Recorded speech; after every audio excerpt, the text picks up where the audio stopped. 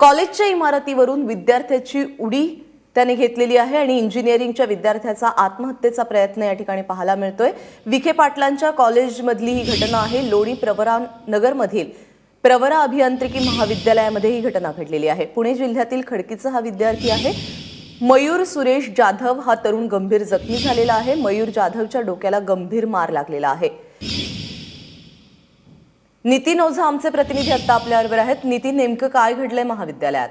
प्राजक्ता, ही दुपारी 11 11:30ची घटना आहे। आज दुपारी एक ऑनलाईन पेपर होता, त्या विषयाचा पेपर संपल्यानंतर हा विद्यार्थी थेट जे इमारत आहे प्रवरा अभियांत्रिकी महाविद्यालय तिच्या इमारतीच्या वरती गेला आणि तिथून त्याने आत्महत्येचा प्रयत्न करत खाली उडी मारली। मात्र सुदैवाने अद्याप तो गंभीर जखमी झालाय। मात्र त्याला तात्काळ तिथल्या प्रशासनाने प्रवरा रुग्णालयात दाखल केलंय। आता त्याच्यावर उपचार सुरू आहेत। मात्र नेमकं यांनी हा आत्महत्येचा प्रयत्न का केला याचं कारण अद्याप अस्पष्ट आहे।